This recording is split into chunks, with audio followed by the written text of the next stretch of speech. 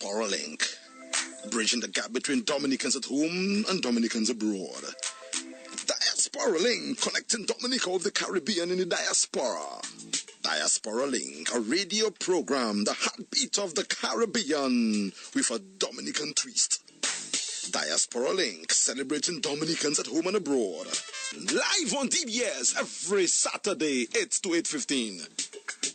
Diaspora Link is sponsored by Bullseye Pharmacy. Tune in this Saturday. All right, it's time for Diaspora Link for today, and we say good morning to Alex Bruno on the line. Alex, good morning. Kim, good morning. Good. Comment vous? I'm fine, thanks. What about you? Bien. Everything is fine. I'm doing very well, thank God. Okay, amen for that. Is Paben with you today? Yes, Kim, good morning to you and good morning to Dominicans listening to us worldwide.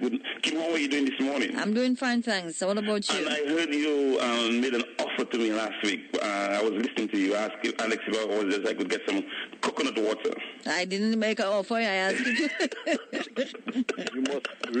You must repeat things as you heard them. I know. Kim, go ahead. Defend yourself. Well, all I have to say, Kim, you could give Alex, you and Alex would drink all the water. Just leave it down for me. All right, then. Alex, you heard that? I will not even venture putting that one in Creole. Leave the coconut nana like that in English. All right.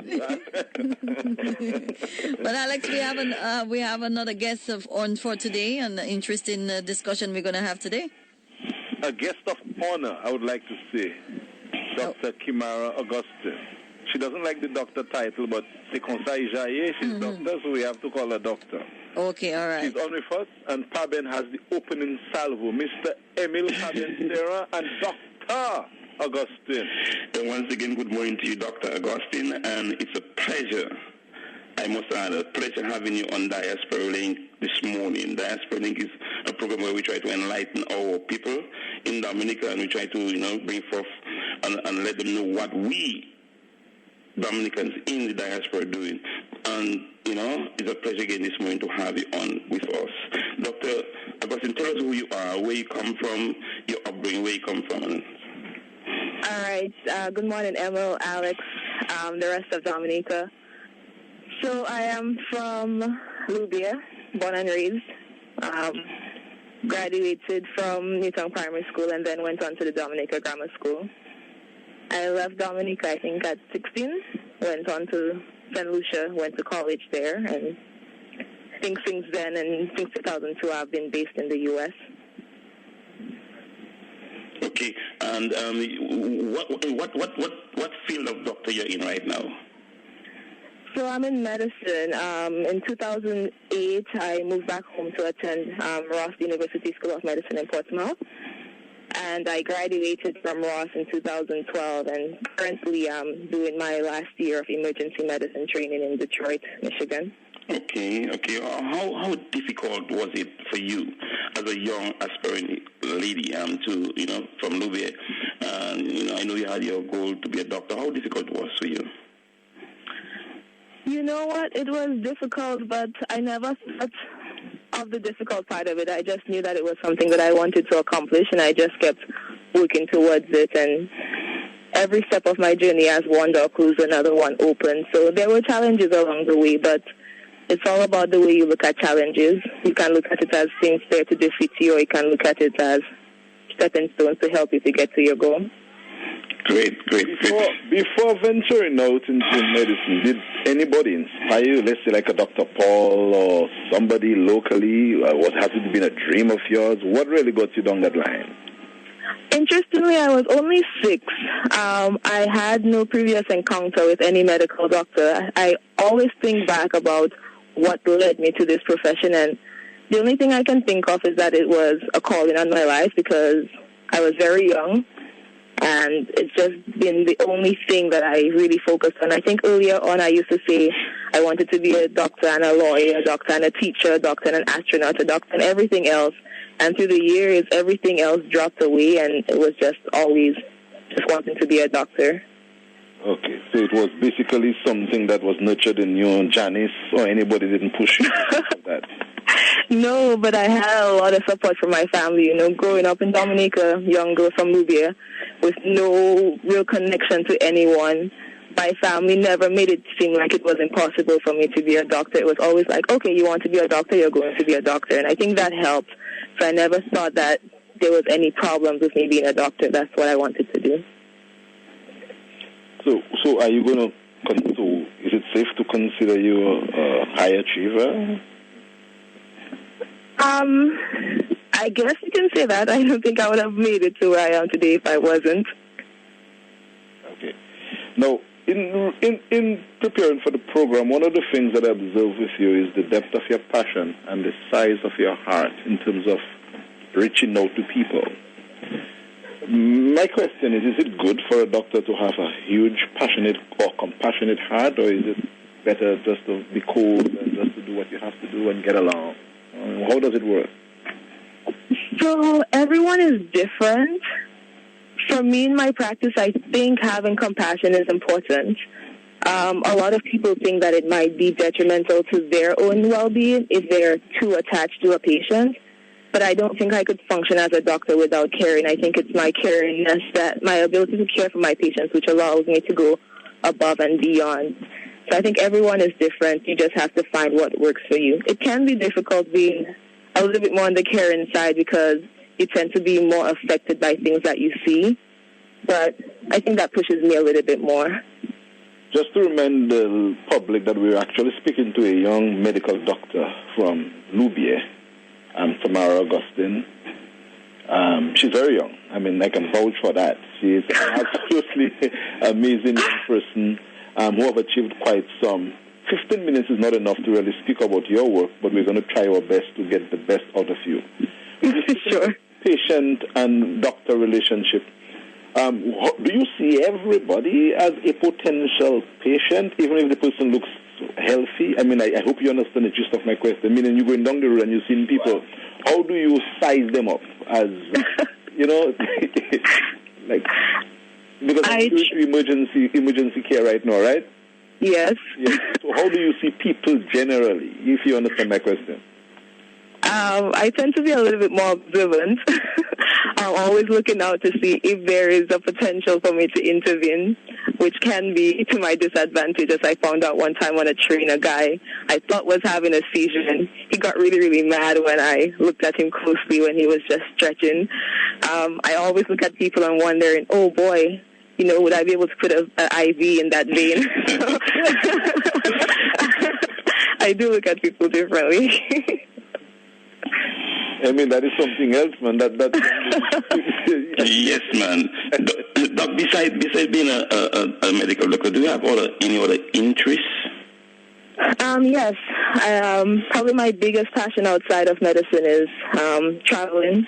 And I think what goes hand in hand with that is my passion for photography. So many years ago, I made a goal for myself that every year I would go to at least one new country. I think I started that in 2005, and I have been able to do that, which was amazing too.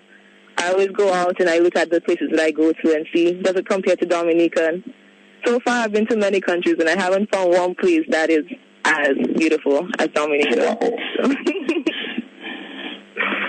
And what would have been a most memorable trip you would have taken in terms of your travels from 2005? Well, Alex, I think you know already. My recent trip to Ghana was probably the most memorable. I think being a black person in the Western Hemisphere, think back of our roots and where we came from, and to be able to go to Ghana, where a lot of our ancestors came from, to visit the castles where the slaves were kept before being transported across the Atlantic Ocean to the Caribbean, I think to me was the most important trip I've been on. I think I learned a lot about myself and who I am by understanding the path of our ancestors to the Caribbean and seeing it firsthand, not just reading it in history books. Okay, in a nutshell, how does that tie in with our people and the entire history? I mean, you don't have to go into the honey church, but just tie in your Africa experience with what occurs in Dominica so to speak, or based in the West? Best of your knowledge. Well, one question that was answered from me, people always ask, where do you get your strength? How do you find the strength to deal with a lot of things in your life?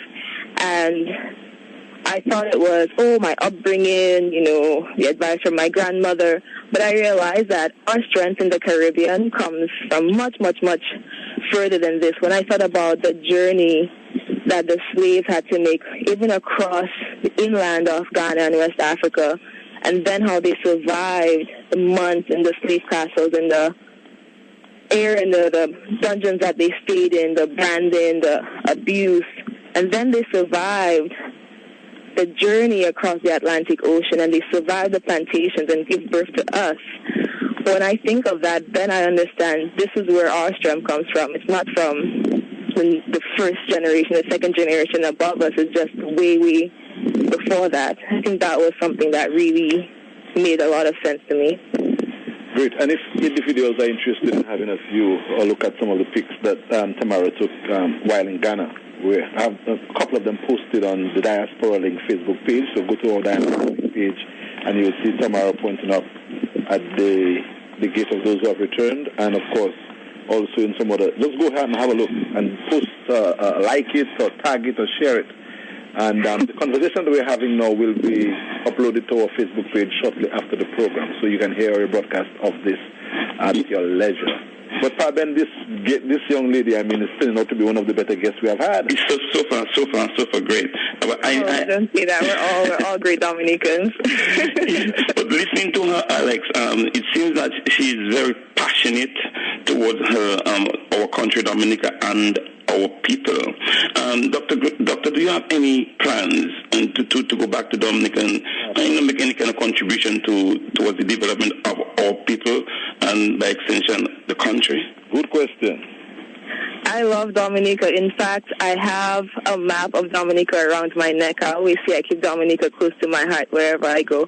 And it is my intention, as I advance in my career, to make Dominica a part of my career. I don't think I can develop as a person without thinking of how I can develop Dominica. But like some who have tried going back, you haven't, because of course you're still so very young and you're still in the bloom of your career. So you have not even thought of going back at that, correct? Correct. I did, after graduate medical school, I did come back to Dominica to teach at Ross for a year. But in terms of Dominica itself, or Dominica coming back to the hospital, no, I need to really finish my training before I can think of doing that. Yeah, your experiences in Dominica during that year you spent there, and can you compare it with that time and the time before? Had anything changed? Did you fall in love more? Did you have any concerns about what you saw in Dominica at the time? My love for Dominica continues to grow. I think every time I'm home, I continue to explore Dominica, go to places I've never been, so definitely that aspect. I did notice that there was a lot more idle youth, and that was something that made my heart really sad. I thought, that as we advance, that the youth would be seeking to do more with their lives, and that was one aspect I think that really bothered me coming back home. Wow, and what can we do about it? Is there something that you identify can be done about that? I think one of the things what you're doing now, finding a way to motivate. Sometimes I think when we grow up back home, we don't have enough role models to identify with.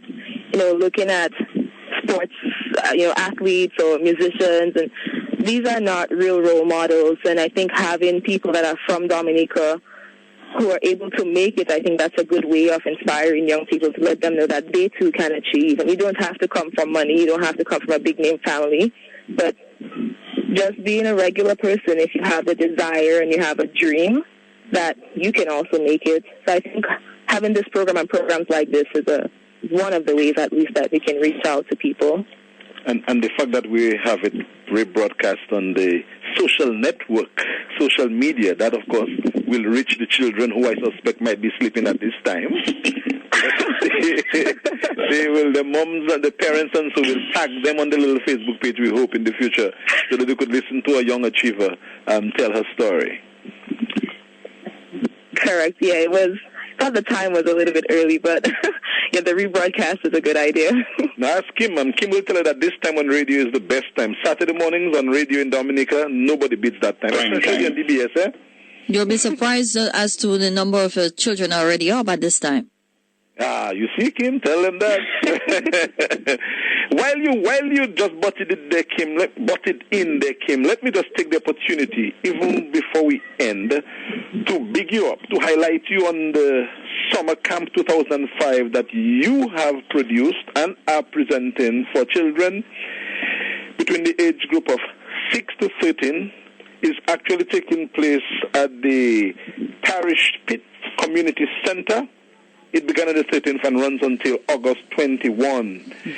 I was told that today is your first field trip for those children to Soufriere. Scott said it leaves around 10 o'clock. I suspect it's going to be a blast.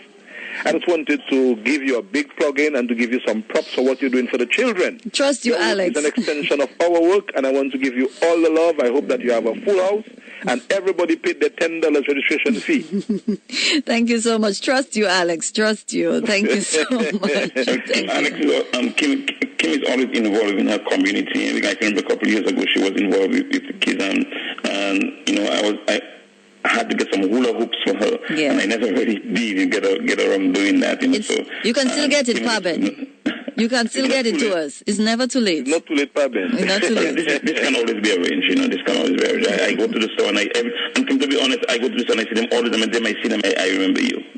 So you can still get them. Anyway, let's not lose track of our guests. Even while we take care of Kim. But all good. Tamara, we have basically come to the end of the program, and this is the best time where our guests get to say whatever they wish to say about their vision and the views for Dominica and the diaspora. So you are now the expert. We are listening to you for whatever thing you want to leave us with here on the program. Well, I would like to tell every Dominican out there to have a dream, have a big dream, and never let go of that dream. I think a dream is like a seed. You hold on to it until the time is right, and then it will flourish into something beautiful. So keep dreaming, Dominica. Wow. I'm not too sure whether we should even ask you anything after that. No, I don't think so. Let you go. I see. We know you had I know that you had a late night shift today, and you had to be up early for this program, so it's now time for a little rest. I know Janice is going to call you right after the program. She is an amazing aunt. She is great. A fantastic agent and a wonderful representative. Singing Janice? No, not singing Janice. Okay. You know, I don't know if you know Janice who works at Chronicle. Emil, that's where I remember her working. Okay, all right. You do not know her? No. But Janice, she's a go-getter. She really has your back, Tamara. And with that aunt of yours on your side, I think the sky is the limit for you. I'm blessed with a great family, including Janice, my grandmother, my uncle, all my family. They're really, really the core of my existence. So. All right. Well, have yourself a wonderful day. Thanks for braving it out and sticking it out and trusting us with your experience, your education, and your skills. You had to have said yes to be on. I hope you now understand what we're doing and that you can tell more of your friends about it and let's have them on the program sometime in the future. Great. Thank you for having me, Alex. Have a good day. All right. Have a wonderful day. Thank you, Doc. Yes. Yeah, thank you, Emma. Bye-bye. All right, then. All we got to do now is say thanks to size 38 and Mr. Val Youngbull Coffee. And Alex, I think it's size 34 right now, eh? 34. Yeah, 34. Well, if you say so. But I'm so proud of this brother. He's doing an amazing job for us, for himself, for his family. Bulls, thank you so much for sponsoring this program. It's going to get better, as he told me with time. We're discussing broadening the program in terms of the broadcast reach. That we cannot say yet, but that is still to come. So thank you to Bullseye Pharmacy. Thank you to Kim for being such a wonderful host to the program. And to you, Emil Paben-Serra, for joining us this morning. You didn't keep me alone last week. I'm not too sure why, but that's okay. Listening to you last week. All right, then. Take care. All right, then. All right, take care. All right. That is Diaspora Link brought to you through the kind compliment It's the compliments of Bullseye Pharmacy.